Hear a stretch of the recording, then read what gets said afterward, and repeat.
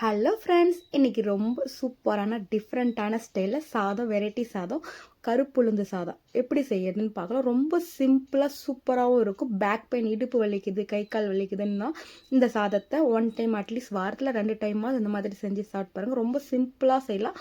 எப்படி செய்யறதுன்னு பார்க்கலாம் வாங்க. வீடியோக்குள்ளே போகலாம். அதுக்கு கருப்புளுந்து ஒரு குட்டி டம்ளரில் நான் 3/4 டம்ளர் எடுத்திருக்கேன். அதை போட்டுக்கோங்க. 1 ஸ்பூன் மிளகு போட்டுக்கோங்க. அப்புறமா 1/2 டேபிள் ஸ்பூன் சீரகம், அந்த 1/2 டேபிள் ஸ்பூன் சீரகம் போட்டுக்கோங்க. அதில் போட்டுட்டு அடுப்பு ஹை ஃப்ளேமில் வச்சுட்டு நல்லா வறுத்துக்கோங்க. காரம் எந்த அளவுக்கு தேவையோ அதில் காஞ்ச மிளகா போட்டுக்கோங்க. எனக்கு இந்த அளவுக்கு காரம் போதுன்றதுனால போட்டிருக்கேன். இதை கொஞ்சம் வாசனை நல்லா உளுந்து வாசனை வர அளவுக்கு, ரொம்ப தீச்சிட வேண்டாம், வாசனை வர அளவுக்கு நல்லா வறுத்துட்டு அதுக்கப்புறமா ஒரு மிக்ஸி ஜாருக்கு மாற்றிடலாம். மாற்றிட்டு நம்ம பவுட்ரு பண்ணிக்கலாம். கொஞ்சம் நல்லா நைஸ் பவுட்ராகவே அரைச்சி எடுத்து வச்சுக்கோங்க.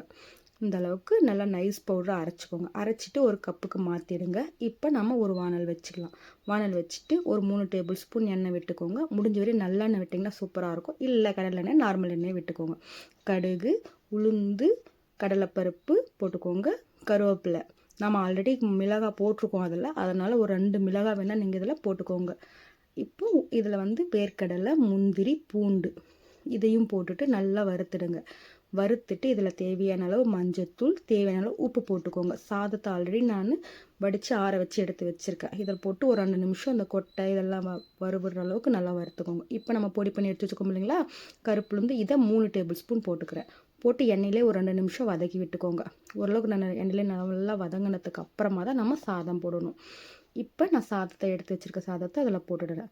போட்டு நல்லா கலந்து விட்டுக்கோங்க. நம்ம புளியோதரை நம்ம எந்த அளவுக்கு கலக்குவோமோ அந்த அளவுக்கு நல்லா கலந்து விட்டுக்கோங்க. செம்ம டேஸ்ட்டாக இருக்கும்.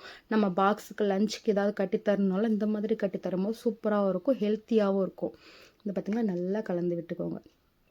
சாதம் நல்லா சூடேறணும். அது கூட சேர்ந்து இந்த கருப்புளுந்து வாசனை செம்மையாக இருக்கும். டேஸ்ட்டு வேறு லெவலில் இருக்கும். அவ்வளோதான், ரொம்ப சிம்பிளாக ரெடி ஆகிடுச்சு. பார்த்திங்களா, கருப்புளுந்து சாதம். வேணா ஒன் டைம் செஞ்சு பார்த்துட்டு எப்படி இருந்தது கமெண்ட் பாக்ஸில் போடுங்க. வீடியோ பிடிச்சிருந்தா லைக் பண்ணுங்கள், ஷேர் பண்ணுங்கள், சப்ஸ்கிரைப் பண்ண மறக்காதீங்க. அடுத்த வீடியோவில் பார்க்கலாம். பாய்.